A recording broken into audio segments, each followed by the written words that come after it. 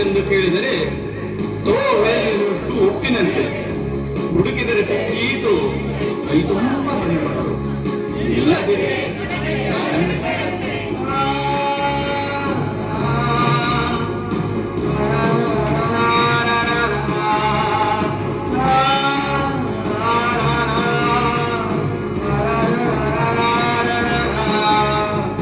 ಇತಿಹಾಸದಲ್ಲಿ ಕನಸವಾಸವದಿ ಕಲ್ಪನೆಯ ದಿಟದಿದೆ ಪ್ರಮೇಯ ಕಥೆಯಲ್ಲಿ ಆಟ ಶುರುವಾಗುವುದು ಇತಿಹಾಸದಲ್ಲಿ ಕನಸ ವಾಸ್ತವದಿ ಕಲ್ಪನೆಯ ದಿಟದಿದೆ ಪ್ರಮೇಯ ಭೂತದಲ್ಲಿ ಭವ್ಯ ಕೂಡಿದ ಕಥೆಯಲ್ಲಿ ಆಟ ಶುರುವಾಗುವುದು ಸತ್ಯ ಸಾಕ್ಷಾತ್ಕಾರ ಯಾತ್ರೆ ದೂರ ಸತ್ಯ ಸಾಕ್ಷಾತ್ಕಾರ ಯಾತ್ರೆ ದೂರ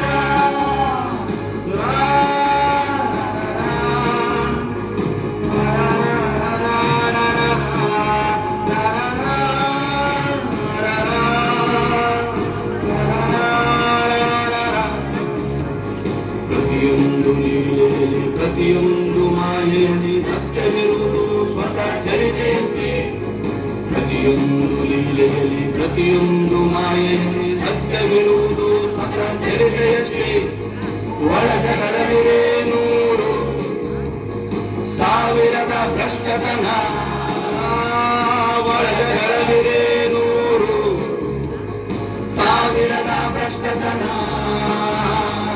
ಲೆಕ್ಕ ಇಡುವರು ಯಾರು ಐಕ್ಯದಷ್ಟು ಲೆಕ್ಕ ಇಡುವರು ಯಾರು ಐಕ್ಯದಷ್ಟು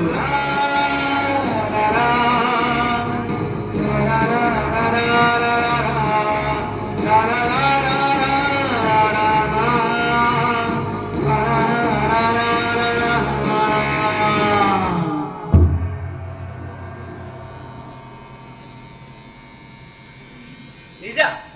ಈ ಕಥೆಯಲ್ಲಿ ಇತಿಹಾಸ ಎಂಬುದು ತೋವೆಯಲ್ಲಿ ರುಚಿಗೆ ತಕ್ಕಂತೆ ಉಪ್ಪು ಬೆರೆತಂತಿದೆ.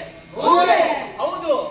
ಈ ಕಥೆಯಲ್ಲಿ ನೀವು ಇತಿಹಾಸವನ್ನು ಹುಡುಕಲು ಪ್ರಯತ್ನ ಪಟ್ಟರೆ ನಿಮಗೆ ಮುಷ್ಟಿ ತುಂಬಾ ಸಿಗುವುದು ಉಸುಗು ಅಥವಾ ಕಣಗಿಲ ಗಿಡದ ರೆಂಬೆ ಹಿಡಿದಂತೆ ಅನುಭವವಾಗುತ್ತದೆ. ಹೌದು. ಹಾಗೆ ನೋಡಿದ್ರೆ ಇತಿಹಾಸದಲ್ಲಿ ಕನಸು, ಯಥಾರ್ಥತೆಯಲ್ಲಿ ಕಲ್ಪನೆ, ವಾಸ್ತವದಲ್ಲಿ ರಮ್ಯತೆ ಮತ್ತು ಭೂತದಲ್ಲಿ ಭವಿಷ್ಯ ಇವುಗಳ ಸಂಯೋಗ ದರ್ಶನ ಸಿದ್ಧಿಸಿದರೆ ಕಥನದಲ್ಲಿ ಲೀಲೆ ಆಟ ಹುಟ್ಟಿಕೊಳ್ಳುತ್ತದೆ. ನಾಟಕ ಎಂಬ ಆಟವೇ ಸತ್ಯವನ್ನು ಸಾಕ್ಷಾತ್ಕಾರ ಮಾಡಿಕೊಳ್ಳುವ ಅನ್ವೇಷಣೆಯ ಯಾತ್ರೆಯೂ ಹೌದು. ಅದು ನಿಜವೇ. ವಾರನ್ ಹೇಸ್ಟಿಂಗ್ಸ್ ಮತ್ತವನ ಹೋರಿ. ವಾರನ್ ಹೇಸ್ಟಿಂಗ್ಸ್ ಮತ್ತವನ ಹೋರಿ. ಹೌದು, ವಾರನ್ ಹೇಸ್ಟಿಂಗ್ಸ್ ಮತ್ತವನ ಹೋರಿ. ಏನಪ್ಪ, 250 ವರ್ಷಗಳ ಹಿಂದೆ ಭಾರತದಲ್ಲಿದ್ದ ಈಸ್ಟ್ ಇಂಡಿಯಾ ಕಂಪನಿಯ ಗವರ್ನರ್ ವಾರನ್ ಹೇಸ್ಟಿಂಗ್ಸ್ಗೂ ಮತ್ತವನ ಹೋರಿಗೂ ಏನ್ ಸಂಬಂಧ? ಈ ಐತಿಹಾಸಿಕ ಅಸಂಬದ್ಧ ಕಥೆಯನ್ನ ಈಗ್ಯಾಕೆ ನೀವು ಹೇಳ್ತೀರಿ ಮತ್ತು ನಾವೇ ಕೇಳ್ಬೇಕು? ಅದು ಈ 250 ವರ್ಷದಾಗ ಜಗತ್ತು ಎಷ್ಟು ಆಶ್ಚರ್ಯಕರ ರೀತಿಯಲ್ಲಿ ಬದಲಾಗೈತಂದ್ರೆ ಅದನ್ನ ಯಾವ ಜ್ಯೋತಿಷಿ ಸಹ ಕಲ್ಪನೆ ಮಾಡ್ಕೊಳಿಕ್ ಆಗೋದಿಲ್ಲ. ಅಂತದ್ರಾಗ ನಿಮ್ ಹಳೆ ಕಥೆ ತಗೊಂಡು ನಾವೇನ್ ಮಾಡುದು ಅಂತ ನೀವು ಕೇಳಬಹುದು. ಅದು ನಿಜವೇ. ಕಲ್ಪನೆಗೂ ಒಂದು ಮಿತಿ ಇರ್ತದೆ. ಮತ್ತೆ ಕಾಲ ಅನ್ನೋ ಹರಿತಾದ ಕತ್ತರಿ ಕಲ್ಪನೆ ರೆಕ್ಕೆಯನ್ನ ಕತ್ತರಿಸ್ತಾ ಇರ್ತದೆ. ಇಲ್ಲಾಂದ್ರೆ ಎಲ್ಲರೂ ಭವಿಷ್ಯ ನುಡಿತಿದ್ರು. ಆದ್ರೆ ಸತ್ಯ ಸಂಗತಿ ಅಂದ್ರೆ 250 ವರ್ಷಗಳಿಂದ ಇಂದಿನವರೆಗೆ ನಮ್ಮ ಸುತ್ತಮುತ್ತಲಿನ ವಸ್ತುಸ್ಥಿತಿ ವಿದ್ಯಮಾನವನ್ನು ಆಳವಾಗಿ ಗಮನಿಸಿದರೆ ಕೆಲವು ವಿಷಯಗಳು ಜೈಸೆ ಕಾ ತೈಸ ಅಂದರೆ ಇದ್ದದ್ದು ಇದ್ದ ಹಾಗೆ ಇದು ಏನು ಬದಲಾದಂತೆ ಅನಿಸೋದೇ ಇಲ್ಲ. ನಿಜ. ಉದಾಹರಣೆಗಾಗಿ ಕ್ರಿಸ್ತಶಕ 1757ರಲ್ಲಿ ನಡೆದ ಪ್ಲಾಸಿ ಕದನದಲ್ಲಿ ಬಂಗಾಳದ ನವಾಬ್ ಸಿರಾಜುದ್ದೌಲನನ್ನು ಸೋಲಿಸಿದ ರಾಬರ್ಟ್ ಕ್ಲೈವ್ ಒಂದು ಕಡೆ ಮಾಡಿದ ಈ ಟಿಪ್ಪಣಿಯನ್ನ ಗಮನಿಸೋಣ.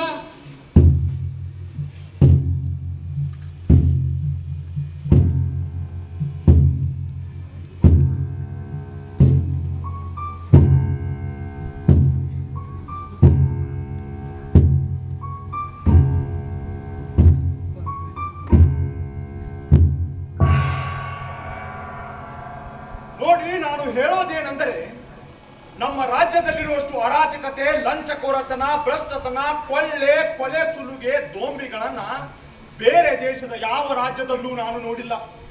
ಭ್ರಷ್ಟ ಸಂಪತ್ತಿನ ಗಣಗೋರ ತಾಂಡವ, ವಿಷಯ ಭೋಗ, ವಿಲಾಸ ಲೋಲುಪತಿಯ ಭೀಷಣ ರೂಪವನ್ನೇ ಎಲ್ಲೆಡೆ ಸೃಷ್ಟಿಸಿಬಿಟ್ಟಿದೆ. ಭ್ರಷ್ಟತನದ ಈ ಸೋಂಕು ಎಲ್ಲ ಇಲಾಖೆಯ ಸದಸ್ಯರಿಗೂ ತಗಲಿಕೊಂಡು ಬಿಟ್ಟಿದೆ. ಸಣ್ಣ ಪುಟ್ಟ ಸೇವಕರು ತಮಗೆ ಸಾಧ್ಯವಿದ್ದಷ್ಟು ಗರಿಷ್ಠ ಹಣವನ್ನು ಲಪಟಾಯಿಸಿ ತನಗಿಂತ ದೊಡ್ಡ ಹುದ್ದೆ ಸೇವಕರು ಮತ್ತು ಅಧಿಕಾರಿಗಳ ಸರಿಸಮ ಶ್ರೀಮಂತರಾಗಲು ಸದಾ ಪ್ರಯತ್ನಿಸುತ್ತಿರುತ್ತಾರೆ. ಅದು ನಿಜವೇ. ಯಾಕೆಂದರೆ ಸಂಪತ್ತಿನ ಸಂಗ್ರಹದಿಂದಲೇ ಎಲ್ಲವನ್ನು ಗಳಿಸಬಲ್ಲ ಶಕ್ತಿ ಬರುತ್ತದೆ, ಅದರಿಂದಲೇ ತಾವು ದೊಡ್ಡ ಮನುಷ್ಯರಾಗ್ತೇವೆ ಎಂದು ತಿಳಿಯುತ್ತಾರೆ. ಅಧಿಕಾರಿಗಳ ಭ್ರಷ್ಟತನದ ಈ ರೋಗ ಮೇಲಿನಿಂದ ಕೆಳಗಿನವರೆಗೂ ಸಾಂಕ್ರಾಮಿಕವಾದದ್ದು. ಪೊಲೀಸ್, ವೈದ್ಯ, ವಕೀಲ, ವ್ಯಾಪಾರಿ ಅಷ್ಟೇ ಏಕೆ, ನಮ್ಮ ಚಿಂತಕರಿಗೂ ಸಾಹಿತಿಗಳಿಗೂ ಬೆಳೆದುಕೊಂಡು ಬಿಟ್ಟಿದೆ.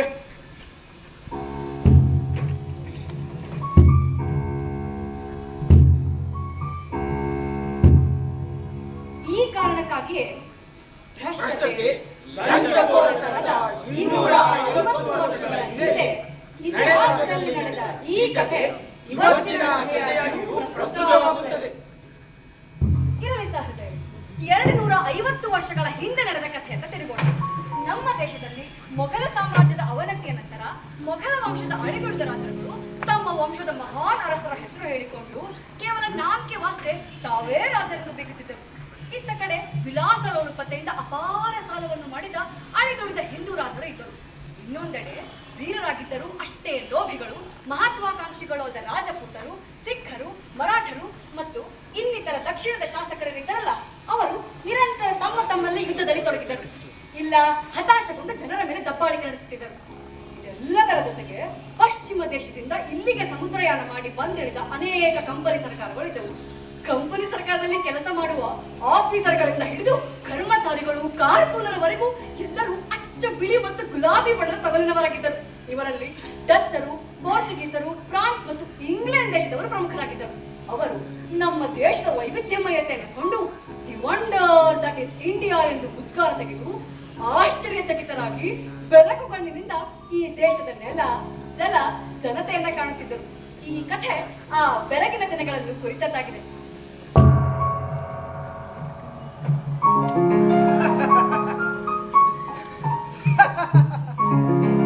Warren Hastings.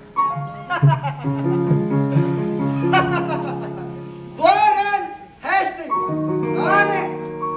ನಾನು ಒಂದೊಂದೇ ಹುದ್ದೆಗೆ ಉನ್ನತ ಬಡ್ತಿ ಪಡೆಯುತ್ತಾ 1772ರಲ್ಲಿ ಬಂಗಾಳದ ಜನರಲ್ ಮತ್ತೆ ಅಷ್ಟೇ ಬಹುಬೇಗ ಬಂಗಾಳದ ಗವರ್ನರ್ ಜನರಲ್ ಕೂಡ ಆದೆ. ಈ regulating act, supreme court, Asiatic society, vernacular printing press ಮತ್ತು ಶ್ರೀಮದ್ ಭಗವದ್ಗೀತೆಯನ್ನ ಇಂಗ್ಲಿಷಿಗೆ ತರ್ಜುಮೆ ಮಾಡಿಸಿದ್ದು ನಾನೇ. ನಾನು ಇಲ್ಲಿಗೆ ಬರುವ ಮುನ್ನ ಕಂಪನಿ ಆಡಳಿತದಲ್ಲಿ, ಸ್ವದೇಶಿ ನವಾಬರಲ್ಲಿ ಮತ್ತು ರಾಜರ ಆಡಳಿತದ ಎಲ್ಲ ಸ್ತರಗಳಲ್ಲಿ ಲಂಚ, ಭ್ರಷ್ಟತನ ತಾಂಡವವಾಡುತ್ತಿತ್ತು. ಅದನ್ನ ಸರಿಪಡಿಸಿ ಆಡಳಿತದಲ್ಲಿ ದಕ್ಷತೆಯನ್ನ ತರಲು ನನ್ನನ್ನು ಗವರ್ನರ್ ಜನರಲ್ ಆಗಿ ನಿಯೋಜಿಸಿದರು.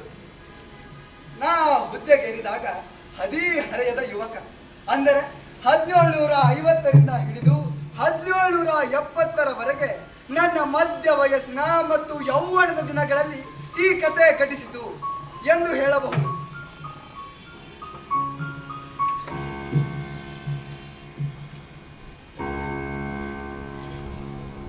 ಎಂತಹ ಗಾಢ ಒಬ್ಬಂಟಿತನವನ್ನ ನಾನು ಅನುಭವಿಸುತ್ತಿದ್ದೇನೆ. ನಾನು ಇಲ್ಲಿಗೆ ಬರುವ ಮುನ್ನ ಇತರರಿಗಿಂತ ಭಿನ್ನವಾಗಿದ್ದೆ. ಇಂಗ್ಲೆಂಡಿನಲ್ಲಿ ಇರುವಂತದ್ದು ಇಲ್ಲಿ ಹಿಂದೂಸ್ತಾನದಲ್ಲಿ ಏನೂ ಇರಲಿಲ್ಲ. ನನಗೆ ಇಲ್ಲಿಯ ಜನ ಕರಿ ಕಂದು ಬಣ್ಣದವರು ಮತ್ತು ನಿಗೂಢರಾಗಿ ಹಾಗೆ ಕಾಣುತ್ತಿದ್ದರು.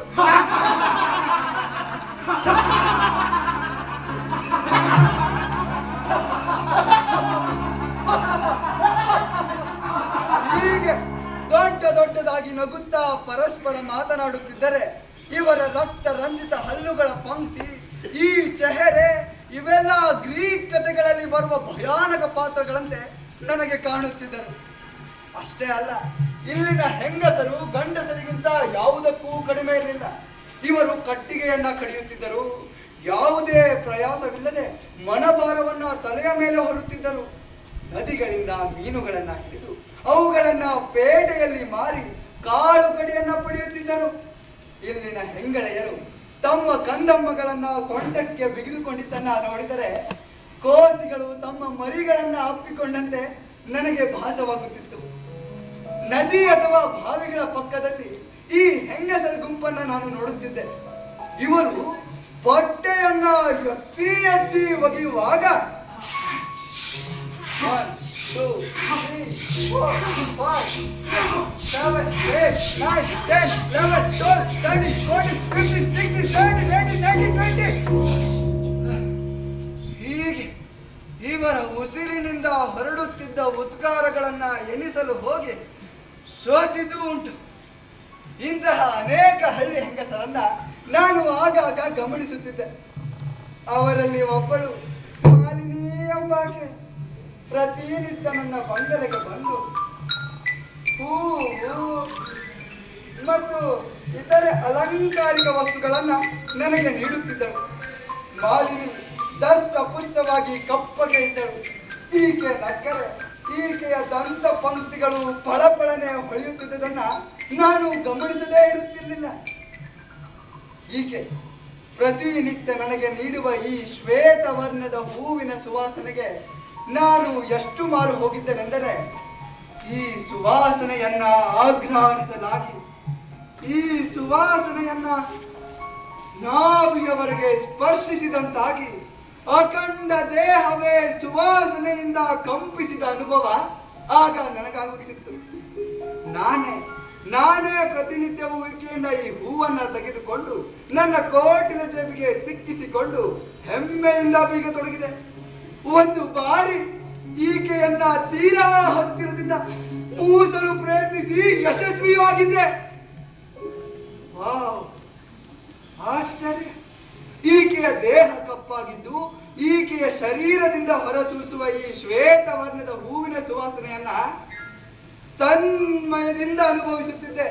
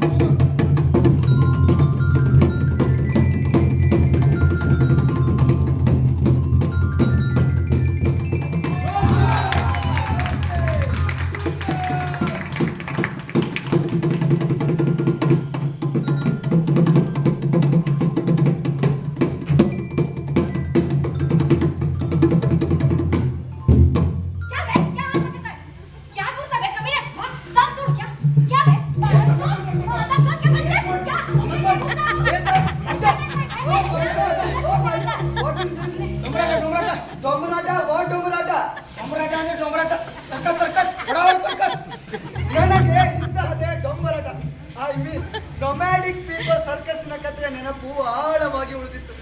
ಒಮ್ಮೆ ನಾನು ಗುಜರಾತಿನ ಫ್ಯಾಕ್ಟರಿಗೆ ಭೇಟಿ ಇದ್ದಾಗ ಅಲ್ಲಿ ಇಂಗ್ಲೆಂಡಿನಿಂದ ಬಂದ ನನ್ನ ಗೆಳೆಯ ಫ್ರಾಯರ್ ಎಂಬಾತ ಹೇಳಿದ್ದ, ನಿನಗೆ ಹೇಳ್ತೇನೆ ವಾರನ್, ನನಗೆ ನನ್ನ ಕಣ್ಣುಗಳನ್ನೇ ನಂಬಕ್ಕಾಗ್ತಾ ಇಲ್ಲ ನೋಡು. ಈ ದೇಶ ಇದೆಯಲ್ಲ, ಇದೊಂದು ವಿಚಿತ್ರ ಬಡವರ ದೇಶ. ಈ ಹಿಂದೆ ನಾನು ಈ ದೇಶಕ್ಕೆ ಭೇಟಿ ಇಟ್ಟಾಗ ಈ ದೇಶದ ಯಾವುದೋ ಒಂದು ಹಳ್ಳಿಯಲ್ಲಿ ಹಾವಾಡಿಗರಾಟ ನೋಡ್ತಾ ನಿಂತಿದ್ದೆ. ಹಾವಾಡಿಗ ಪುಂಗಿ ಊದಿ ಹಾವಾಡಿಸುತ್ತಿದ್ದ. ನೋಡುತ್ತಿದ್ದಂತೆ ಅಲ್ಲಿರುವ ಒಂದು ಹಗ್ಗ ಓಲಾಡುತ್ತಾ ಆಕಾಶಕ್ಕೆ ಅಭಿಮುಖವಾಗಿ ನೆಟ್ಟಗೆ ನಿಲ್ಲಬೇಕೆ. ಹೌದಪ್ಪ, ಅಷ್ಟೇ ಅಲ್ಲ, ಆ ಹಾವಾಡಿಗರ ಜೊತೆಗಿದ್ದ ಒಬ್ಬ ಹರಿದ ಚಡ್ಡಿಯ ಬಾಲಕ ಆ ನೆಟ್ಟಗಾದ ಹಗ್ಗ ಹಿಡಿದುಕೊಂಡು ಸರಸನ್ನೇ ತುದಿಯವರೆಗೆ ಹೋಗಿ ತಟ್ಟಂತ ಮಠ ಮಾಯವಾಗಬೇಕೆ. ಮಾಯವಾದಾತ ಅಲ್ಲೇ ಅಕ್ಕಪಕ್ಕದಲ್ಲಿರುವ ಯಾವುದೋ ಒಂದು ಮರದ ಹೊದಿರಿನಿಂದ ಆತನ ಧ್ವನಿ ಕೇಳಿ ಬರಬೇಕೆ. ಏನಂತ? ಆ ಬಾಲಕ ಎತ್ತರದ ದನಿಯಲ್ಲಿ ಒಂದು ಅತೀತವಾದ ಭವಿಷ್ಯವಾಣಿಯೊಂದನ್ನು ನುಡಿಯುತ್ತಿದ್ದ. ಏನು? ಫ್ರಾನ್ಸ್ ಕಂಪನಿ ಸೈನ್ಯವನ್ನ ಯುದ್ಧದಲ್ಲಿ ಈಸ್ಟ್ ಇಂಡಿಯಾ ಕಂಪನಿ ಸೈನ್ಯ ಸೋಲಿಸುತ್ತದೆ. ಫ್ರಾನ್ಸ್ ಕಂಪನಿಯ ಡುಪ್ಲೆಕ್ಸ್ ನನ್ನ ಆತನ ಜನರೇ ಕೊಂದು ಹಾಕ್ತಾರೆ. ಇಡೀ ಇಂಡಿಯಾದಲ್ಲಿ ಈಸ್ಟ್ ಇಂಡಿಯಾ ಕಂಪನಿ ಸರ್ಕಾರವಾಗ್ತದೆ ಎಂದ. ಆ ಬಾಲಕ ಇನ್ನೂ ಮುಂದುವರೆದು ತನ್ನ ಉಚ್ಚವಾಣಿಯಲ್ಲಿ ತನ್ನ ಭವಿಷ್ಯವಾಣಿಯನ್ನು ಮುಂದುವರಿಸಿದ. 200 ವರ್ಷಗಳ ನಂತರ ಅಂಗ್ರೇಜಿಯವರು ಭಾರತ ದೇಶದ ಸಂಪತ್ತನ್ನು ಕೊಳ್ಳೆ ಹೊಡೆದು ತಮ್ಮ ದೇಶಕ್ಕೆ ಮರಳಿದ ನಂತರ ಅವರ ಪ್ರಭಾವ ಈ ದೇಶದ ಆಚಾರ ವಿಚಾರ ನಡೆ ನುಡಿ ವ್ಯಾಪಾರ ವ್ಯವಹಾರದಲ್ಲಿ ಮುಂದುವರಿಯುತ್ತದೆ. ಅಂಗ್ರೇಜಿಗರು ಏನು ಉಣ್ಣುತ್ತಾರೋ ಅದನ್ನೇ ಇಲ್ಲಿನ ಜನ ಉಣ್ಣುತ್ತಾರೆ. ಅವರು ಏನು ಕುಡಿಯುತ್ತಾರೋ ಅದನ್ನೇ ಇವರು ಕುಡಿಯುತ್ತಾರೆ. ಅವರು ಯಾವ ಭಾಷೆಯನ್ನು ಮಾತನಾಡುತ್ತಾರೋ ಇವರು ಅದನ್ನೇ ಹೊಗಳುತ್ತಾರೆ. ಈ ದೇಶದ ನಡೆ ನುಡಿ ಬಟ್ಟೆ ಬರೆ ಆಸೆ ಆಕಾಂಕ್ಷೆಗಳೆಲ್ಲವೂ ಅಂಗ್ರೇಜಿಮಯವಾಗುತ್ತದೆ. ಇಂಥ ಅಂಗ್ರೇಜಿ ಸಂಸ್ಕೃತಿಗೆ ಮರಳಾದ ಜನ ಈ ದೇಶದ ಪ್ರತಿಯೊಂದನ್ನು ನಿಕೃಷ್ಟವಾಗಿ ಕಾಣುತ್ತಾರೆ. ಈ ಪರಿವರ್ತನೆಗೊಂಡ ನವಜನತೆ ಈ ದೇಶವನ್ನ ಅಂಗ್ರೇಜಿಯವರಿಗಿಂತ ಮೀರಿನ ಸಂಪತ್ತನ್ನ ಕೊಳ್ಳೆ ಹೊಡೆಯುತ್ತಾರೆ. ಇಷ್ಟು ಹೇಳಿ ಆ ಬಾಲಕನ ಕಿಲ್ಲ ನಗುವಿನ ಧ್ವನಿ ಮರಗಳ ಮಧ್ಯದಲ್ಲಿ ಮಾಯವಾಯಿತು. ಮುಂದೇನಾಯ್ತು? ಅಷ್ಟರಲ್ಲಿ ಆ ಹಾವಾಡಿಗರಾಟದ ಜನಜಂಗಳಲ್ಲಿ ನಿಂತಿದ್ದ ನನ್ನ ಬೆನ್ನ ಹಿಂದೆ ಆ ಬಾಲಕ ಪ್ರತ್ಯಕ್ಷನಾದ. ಅಯ್ಯೋ! ನಾನು ಆತನಿಗೆ ಖುಷಿಯಿಂದ 2 ಬೆಳ್ಳಿ ನಾಣ್ಯಗಳನ್ನ ಬಕ್ಷಿಸಾಗಿ ಕೊಟ್ಟೆ. ಆತನು ಖುಷಿಯಿಂದ ನಮ್ರತೆಯಿಂದ ಸಲಾಂ ಹೊಡೆಯುತ್ತಾ ಸ್ವೀಕರಿಸಿದ. ಪಳಗಿಸಿದ ಕೋತಿ ಮಾತು ಕೇಳುತ್ತದಲ್ಲ, ಹಾಗೆ ಈ ಹುಡುಗನು ಕೇಳಬಹುದೆಂದು ನಾನು ಹುಡುಗನನ್ನು ಕೇಳಿದೆ. ಏನಂತ? ಏನಪ್ಪ, ನಾನು ಗವರ್ನರ್ ಜನರಲ್ ಆಗಬಹುದೇ? ಅದು ಗೌನೇನಂದ. ಅದಕ್ಕ ಹುಡುಗ ಕ್ಷಮಿಸಿ, ಹಗ್ಗ ನೆಲಕ್ಕೆ ಬಿದ್ದ ತಕ್ಷಣ ನಾನು ದೊಪ್ಪೆಂದು ನೆಲಕ್ಕೆ ಬಿದ್ದೆ. ತಕ್ಷಣ ನನ್ನ ಭವಿಷ್ಯ ನುಡಿಯುವ ಶಕ್ತಿ ಹೋಗಿಬಿಟ್ಟಿರುತ್ತದೆ. ನಾನಿನ್ನು ಭವಿಷ್ಯ ನುಡಿಯಲಾರೆ ಎಂದು ಬಿಟ್ಟ. Friar, don't worry. I will personally recommend you for the promotion. Friar.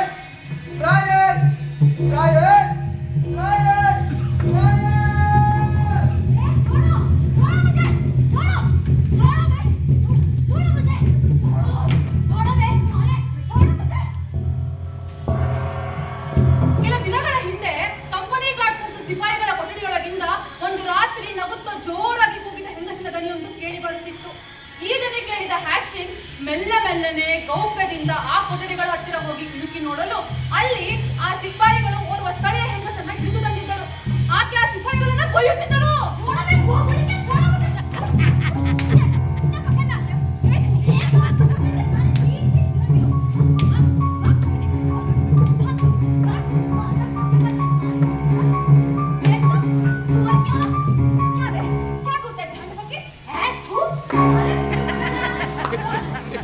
Hastings ಕಂಡ ಆ ಹೆಂಗಸು ಏನೋ ಕೆಂಪನೆಯ ವಸ್ತು ಜಗಿಯುತ್ತಿದ್ದದ್ದು ಆಕೆಯ ಬಾಯೆಲ್ಲ ಕೆಂಪಾಗಿತ್ತು. ಆಕೆ ಆ ಜಗಿಯುತ್ತಿದ್ದದನ್ನ ಆಗಾಗ ಉಗಿಯುತ್ತಿದ್ದದ್ದು ಆತನಿಗೆ ರಕ್ತವನ್ನು ಉಗಿಯುತ್ತದಂತೆ ಅನ್ನಿಸಿತು. ಪಾಪ, ಈ ಅಂಗ್ರೇಜಿಯವರಿಗೆ ಅದು ಹೇಗೆ ತಿಳಿಯಬೇಕು? ಅದು ಇಲ್ಲಿಯ ಜನ ಸಾಮಾನ್ಯವಾಗಿ ತಿಂದು ಎಲ್ಲೆಂದರಲ್ಲಿ ಉಗುಳುವ ಎಲೆ ಅಡಿಕೆ ಎಂದು. Oh Jesus, where the hell I am?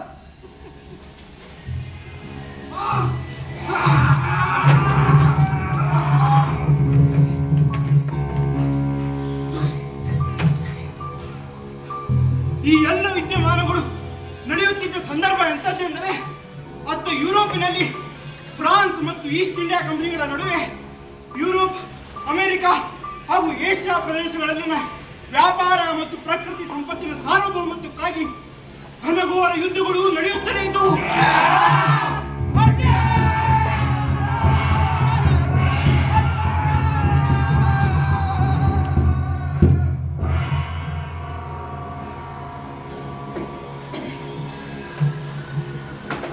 ಈ ಜಟಾಪಟಿಯಲ್ಲಿ ಡಚ್ ಮತ್ತು ಪೋರ್ಚುಗಲ್ನರು ಆಗಾಗ ಸೇರಿಕೊಳ್ತಿದ್ರು. ಆದರೆ ಅವರು ಫ್ರಾನ್ಸ್ ಮತ್ತು East India ಕಂಪನಿಗಳಷ್ಟು ಬಲಿಷ್ಠರಾಗಿರಲಿಲ್ಲ.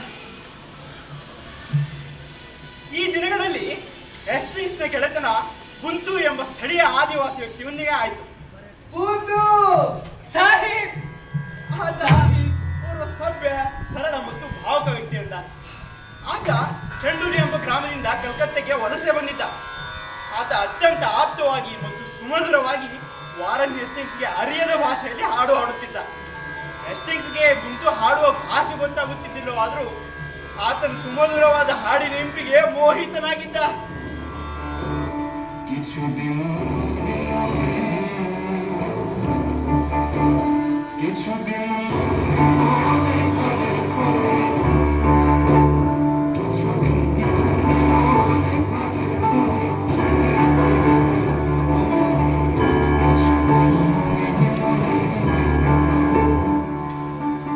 It seems I know this song. Even I don't understand the poetical language of the poem. They descend from another planet to purify my soul. Puntu, ಇದು ಯಾವ ಹಾಡು, ಯಾವ ಭಾಷೆ? ಸಾಹಿಬ್, ಇದು ಬೌಲ್ ಹಾಡು. ನಮ್ಮಲ್ಲಿರುವ ಹಿಂದೂ ಮುಸ್ಲಿಂ ಬಾಂಧವ್ಯದ ಪರಿಚಾರಕರಾದ ಸೂಫಿ ಸಂತರು ಈ ಹಾಡುಗಳನ್ನು ಹಾಡುತ್ತಾರೆ.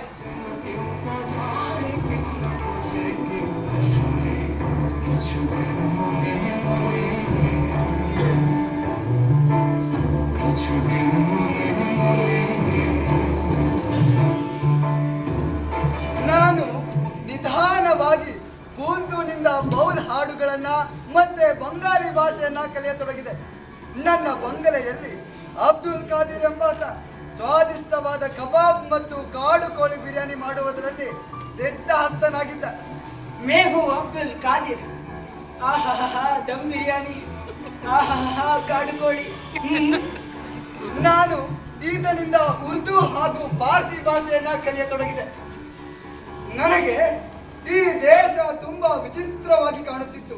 ಇಲ್ಲಿಯ ಗುಡಿ ಗುಂಡಾರಗಳು, ಅಘೋರಿಯ ಆಶ್ರಮಗಳು, ಅಲ್ಲಿ ಉರಿಯುವ ಎಣ್ಣೆ ದೀಪ, ಲೋಬಾನದ ಹೊಗೆ, ವಿವಿಧ ಔಷಧಿ ಸಸ್ಯಗಳ ಬೇರು ನಾರಿನ ವಾಸನೆ, ಗಂಟೆ ಜಾಗಟೆ ಶಂಖನಾದ, ಆನೆ ಮಂಗ ಹುಲಿ ಸಿಂಹ ಪ್ರಾಣಿಗಳ ಮನುಷ್ಯಾಕೃತಿಗಳು, 10 ತಲೆ 100 ಕೈ ಇರುವ ಮೂರ್ತಿಗಳು, ವಿವಿಧ ಭಂಗಿಯ ಕಾಮೋನ್ಮತ್ತ ಆಕೃತಿಗಳು, ಪ್ರಾರ್ಥನೆಯಲ್ಲಿ ತಲ್ಲೀನರಾದ ಶಾಂತ ಮೂರ್ತಿಗಳು, ಸ್ತ್ರೀಯ ಶಿಲಾಕೃತಿ, ಇವೆಲ್ಲವೂ ಕಲ್ಲಿನಲ್ಲಿ ಕೆತ್ತನಿಕೆಯ ಜೀವಂತಿಕೆಯಿಂದ ಅಭಿವ್ಯಕ್ತಿಗೊಂಡಿದ್ದನ್ನ ನಾನು ಕುತೂಹಲ ಹಾಗೂ ವಿಸ್ಮಯದಿಂದ ನೋಡುತ್ತಿದ್ದೆ. ಮತ್ತೆ ಆ ವಿಸ್ಮಯವನ್ನ ಭೇದಿಸಲು ಪ್ರಯತ್ನಿಸುತ್ತಿದ್ದೆ. ಅಷ್ಟೇ ಅಲ್ಲ ಸಾಹಿಬ್, ಈ ಕಲ್ಲಿನ ಮೂರ್ತಿಗಳಿಗೆ ಹುಣ್ಣಿಮೆ ಅಮಾವಾಸ್ಯ ದಿನದಂದು ಜೀವ ಬಂದು ನಮ್ಮ ಜೊತೆನೆ ಮನುಷ್ಯರಂತೆ ತಿರುಗಾಡ್ತವೆ. ಅಬ್ಬಬ್ಬ, ಈ ದೇಶದಲ್ಲಿ ಅಸಂಖ್ಯ ಕಥೆಗಳ, ಗ್ರಂಥಗಳ, ಜಾನಪದ ಹಾಡುಗಳ ಮೌಖಿಕ ಗಬ್ಬ ಸಾಗರವೇ ಇದೆ ಎಂದು ಬರುತ್ತಾ ನನಗೆ ಗೊತ್ತಾಗತೊಡಗಿತು. ಈ ದೇಶದ ಕಥಾ ಪರಂಪರೆಯ ವಿಸ್ತಾರವಾದ ಸ್ಮೃತಿ ಈ ದೇಶದ ಜನತೆಯಲ್ಲಿ ಅಗಾಧವಾಗಿ ಹಚ್ಚುತ್ತಿದೆ. ಇವರನ್ನ ಆಡಬೇಕಾದರೆ, ಸೋಲಿಸಬೇಕಾದರೆ, if you have to defeat them, you have to kill their memories. If you have to destroy their past, you have to destroy their stories ಎಂಬ ಶೇಕ್ಸ್ಪಿಯರ್ನ ನಾಟಕದ ಮಾತುಗಳು ನನಗೆ ಆಗಾಗ ನೆನಪಾಗ್ತವೆ.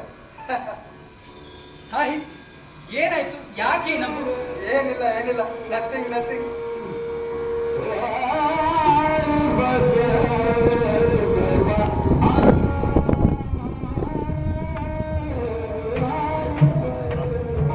ವಸಂತ ಋತುವಿನ ಆಗಮನ.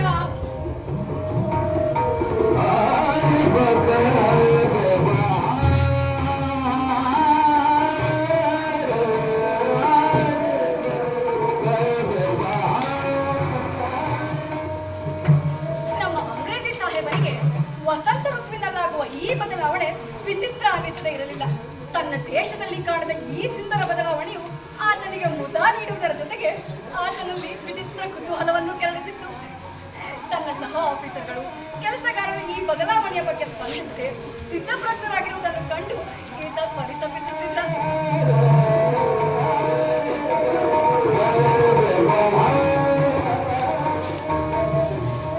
ಇಂಗ್ಲೆಂಡಿನಿಂದ ಈಸ್ಟ್ ಇಂಡಿಯಾ ಕಂಪನಿಗೆ ಬರುವ ಹಿರಿಯ ಅಧಿಕಾರಿಗಳಿಂದ ಹಿಡಿದು ಕಿರಿಯ ಸಾದಾ ಕೆಲಸಗಾರರ ಬಗ್ಗೆ ವಿಚಿತ್ರ ಅನಿಸುತ್ತಿದೆ. ಇಂಗ್ಲೆಂಡಿನಿಂದ ಈ ದೇಶಕ್ಕೆ ನಿಯುಕ್ತಗೊಳ್ಳುವ ಈ ಯುವಕರೆಲ್ಲ ಪುಂಡ ಪೋಖರಿ ಉಡಾಳರೇ ಆಗಿರುತ್ತಿದ್ದರು. ಇವರಲ್ಲಿ ಹೆಚ್ಚಿನವರು ಅಲ್ಲಿನ ಸಮಾಜಕ್ಕೆ ತಲೆನೋವಾಗಿದ್ದು ಅಪರಾಧಿಗಳಾಗಿದ್ದರು. ಇವರಿಗೆ ಇಂಗ್ಲೆಂಡ್ ಅಥವಾ ಯುರೋಪಿನ ಭವ್ಯ ಪರಂಪರೆಯ ಯಾವ ಅರಿವೂ ಇರದಾಗಿತ್ತು. ಇಲ್ಲಿಯ ದೇಶದ ಬಗ್ಗೆ ತಿಳಿದುಕೊಳ್ಳುವ ಆಸಕ್ತಿಯೂ ಇರಲಿಲ್ಲ. ಸುಮ್ಮನೆ ಹೇಗಾದರೂ ಮಾಡಿ ಹಣ ಗಳಿಸಲು, ಮೋಜು ಮಸ್ತಿ ಮಾಡಲು ಇಲ್ಲಿಗೆ ಬರುತ್ತಿದ್ದರು. ಓ ಗಾಡ್, ಇಂಗ್ಲೆಂಡಿನಿಂದ ಇಂಥ ಕ್ರಿಮಿನಲ್ಗಳೇ ಹೊರದಿದ್ದರೆ ಇಲ್ಲಿಗೆ ರವಾನಿಸಲು ಎಂದು ನೆನೆದರೆ ನನ್ನ ಬೋರ್ಡ್ ಆಫ್ ಡೈರೆಕ್ಟರ್ಸ್ ಬಗ್ಗೆ ನನಗೆ ಬೇಸರವೆನಿಸುತ್ತದೆ. ನನ್ನ ಇಂಗ್ಲೆಂಡ್ ಜನತೆ ಇಂಥ ಬರ್ಬರನೆ? ಛೇ, ಇಲ್ಲ ಇಲ್ಲ, ನನ್ನ ಇಂಗ್ಲೆಂಡ್ ಭವ್ಯ ಪರಂಪರೆಯನ್ನ ಹೊಂದಿರುವಂಥದ್ದು. ಈ 15-16ನೇ ಶತಮಾನವಂತೂ ಯುರೋಪ್ನ ತುಂಬೆಲ್ಲ ಹರಡುತ್ತಿರುವ ಭವ್ಯ ರಿನೈಸೆನ್ಸ್ ನವೋದಯದ ಪರ್ವಕಾಲ. ರೋಮ್, ಗ್ರೀಕ್ ಸಂಸ್ಕೃತಿಯ ಪ್ರೇರಣೆ, ಸಾಹಿತ್ಯದ ಮರು ಅಧ್ಯಯನ, ಇವುಗಳೆಲ್ಲರಿಂದ ನನ್ನ ಸಂಸ್ಕೃತಿಯನ್ನ ಉಜ್ವಲಗೊಳಿಸುತ್ತಿರುವ ಕಾಲ. ತುಂಬು ಸೃಜನಶೀಲವಾದ ಕಾಲ. ಹೋಮರ್, ಚಾಸರ್, ದಾಂತೆ, ಶೇಕ್ಸ್ಪಿಯರ್ನಂತಹ ಮೇರು ಕವಿಗಳ ಉಕ್ತಿಗಳು ಅಲ್ಲಿ ಪ್ರತಿಧ್ವನಿಸುತ್ತಿದ್ದ ಕಾಲ. ಅಷ್ಟೇ ಅಲ್ಲ, ನ್ಯೂಟನ್, ಗೆಲಿಲಿಯರಿಂದ ಹಿಡಿದು ಪ್ಲೂಟೋ ಮತ್ತೆ ಫ್ರಾನ್ಸಿಸ್ ಬೇಕನ್, ವಾಲ್ಟರ್ ದಿಡೆರೋ, ಡೈಡಾಟ್ ಮೆಕ್ಮಲಿ ಅಂತಹ ತತ್ವಜ್ಞಾನಿಗಳಿಂದ ವಿಜ್ಞಾನ ತಂತ್ರಜ್ಞಾನ ಲೋಕದಲ್ಲಿ ಕ್ರಾಂತಿಯೇ ಶುರುವಾಯಿತು. ಸಾಹಿತ್ಯ, ಸಂಸ್ಕೃತಿ, ವಿಜ್ಞಾನ ಮುಂತಾದ ಕ್ಷೇತ್ರಗಳಲ್ಲಿ ಬೀಸು ಬದಲಾವಣೆ ಕಾಣುತ್ತಿರುವ ಪ್ರಜ್ಞಾವಂತ ಕಾಲ ಆಗ ಇಂಗ್ಲೆಂಡಿನದ್ದಾಗಿತ್ತು. ಆದರೆ ಈಗ ಈಸ್ಟ್ ಇಂಡಿಯಾ ಕಂಪನಿಗೆ ಬರುವ ಈ ಲಫಂಗ ಭ್ರಷ್ಟ ಜನತೆಯನ್ನ ನೋಡಿದರೆ ನನ್ನ ದೇಶದ ಬಗ್ಗೆ ನನಗೆ ಜಿಗುಪ್ಸೆ ಹುಟ್ಟುತ್ತದೆ. ಓ ಇಂಗ್ಲೆಂಡ್, ಓ ಇಂಗ್ಲೆಂಡ್! ಇತಿಹಾಸದಲ್ಲಿ ಅಂಗ್ರೇಜಿಗಳಿಗೆ ಕಾಲವು ಅನುಕೂಲವಾಗುತ್ತಲೇ ಸಾಗಿತ್ತು. ಭಾರತ ದೇಶದಲ್ಲಿ ಇವರು ಎಲ್ಲ ಕದನಗಳಲ್ಲಿ ಗೆಲುವು ಸಾಧಿಸುತ್ತಾ ಸಾಗಿದರು. ಮೀರ್ ಕಾಸಿಮನಿಗೆ ಲಂಚ ನೀಡಿ ಸಿರಾಜುದ್ದೌಲನ ಬೃಹತ್ ಸೈನ್ಯವನ್ನ ಈ ಇಂಗ್ಲಿಷರೇ ವಶಪಡಿಕೊಂಡರು. ಬಿಹಾರ್, ಬಂಗಾಲ್, ಒಡಿಶಾ ಮುಂತಾದ ಕ್ಷೇತ್ರಗಳನ್ನ ವಶಪಡಿಸಿಕೊಂಡರು. ಅಷ್ಟೇ ಅಲ್ಲ, ಕಾಮ್ಚೋರ್, ರಿಕಾಮಿ, ನಾಲಾಯಕ್, ಮುಘಲ್ ಬಾದ್ಶಾ ಶಹ ಆಲಂನನ್ನು ಬೇಕೂಫ್ ಮಾಡಿ ಕುಸ್ಲಾಯಿಸಿ ಹಣ ನೀಡಿ ಇವರು ಗುಟ್ಟಿಗೆ ಹಾಕಿಕೊಂಡಿದ್ದರು. ಒಂದರ ಹಿಂದೆ ಒಂದು ಸಂಸ್ಥಾನಗಳನ್ನು ತಮ್ಮ ವಶಕ್ಕೆ ತೆಗೆದುಕೊಳ್ಳುತ್ತಾ ಹೋದರು. ಬಹುಮುಖ್ಯ ಮತ್ತು ಕುತೂಹಲದ ಸಂಗತಿ ಎಂದರೆ ಇಲ್ಲಿಯ ಚರಿತ್ರಹೀನ ಮತ್ತು ತಮ್ಮಲ್ಲೇ ಕಚ್ಚಾಡುವ ಶ್ರೀಮಂತರು, ಅಮೀರರು ಮುಂತಾದವರು ಬ್ರಿಟಿಷರ ಹಸ್ತಕರಾಗಿ ಕೆಲಸ ಮಾಡುತ್ತಿದ್ದುದನ್ನ ಇತಿಹಾಸ ಸಾರಿ ಹೇಳುತ್ತದೆ. ಅವಕಾಶ ಸಿಕ್ಕರೆ ಸಾಕು, ವಾಮ ಮಾರ್ಗದಿಂದಲಾದರೂ ಸರಿ. ಇಲ್ಲಿನ ಜಮೀನು ಬಡಾವಣೆ ಅಷ್ಟೇ ಏಕೆ, ತುಂಡು ಭೂಮಿ ಸಿಕ್ಕರೂ ಸಾಕು. ಕಂಪ್ನಿ ಸರ್ಕಾರದವರು ಬಿಡುತ್ತಿರಲಿಲ್ಲ, ಖರೀದಿ ಮಾಡಿಬಿಡುತ್ತಿದ್ರು. ವ್ಯಾಪಾರ ಅಂದ್ರೆ ಹೀಗೆ ಸ್ವಾಮಿ. ಇಲ್ಲಿ ಲಾಭ ಮುಖ್ಯ. ಇಲ್ಲಿಯ ಜನರ ಆಂತರಿಕ ಕಚ್ಚಾಟದಿಂದಾಗಿ ಬಹುಬೇಗ ಆಯಾತ ನಿರ್ಯಾತ ಎಲ್ಲ ವ್ಯಾಪಾರ ಬ್ರಿಟಿಷರ ಸ್ವಾಧೀನಕ್ಕೆ ಬಂತು. ತಂಬಾಕು, ಹತ್ತಿ, ಮಸಾಲ, ಬಂಗಾರ, ಬೆಳ್ಳಿ, ವಜ್ರ, ವೈಡೂರ್ಯ ಹೀಗೆ ಸಕಲ ಸಂಪತ್ತಿನ ವಹಿವಾಟು ಬ್ರಿಟಿಷರ ಅಧೀನಕ್ಕೆ ಬಂತು. ಅಷ್ಟೇ ಅಲ್ಲ, ಪಶ್ಚಿಮದ ಇಂತಹ ಲೂಟುಮಾರ್ ಬಿಳಿ ದೇಶದವರಲ್ಲಿ ನಮ್ಮ ಈ ಕಥಾನಾಯಕ ವಾರನ್ ಹೇಸ್ಟಿಂಗ್ಸ್ ಕೂಡ ಇದ್ದ. ಆದರೆ ಮಹಾಶಯ ಆತ ಈ ದೇಶದ ಜನತೆ, ವೇಷಭೂಷಣ, ಆಚಾರ ವಿಚಾರ, ನಡೆ ನುಡಿ, ಹಬ್ಬ ಹರಿದಿನ, ಪೂಜೆ ಪುನಸ್ಕಾರ, ಹಾಡು, ಮಂತ್ರ, ತಂತ್ರ, ಸಾಹಿತ್ಯ ಹೀಗೆ ಈ ದೇಶದ ಎಲ್ಲ ವಿದ್ಯಮಾನಗಳನ್ನು ಕುತೂಹಲದಿಂದ ಕಾಣುವುದರಲ್ಲೇ ಮುಳುಗಿ ಹೋಗಿದ್ದ.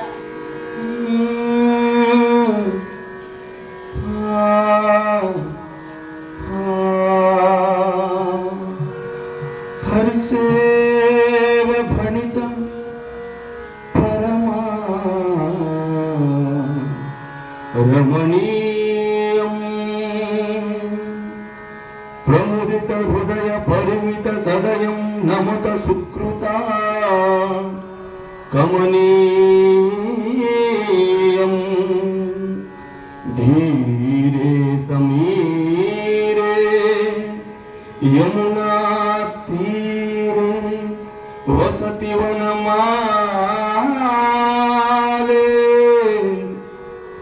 ಗೋಪಿ ಪೀನ ಪಯೋಧರ ಮರ್ದನಾ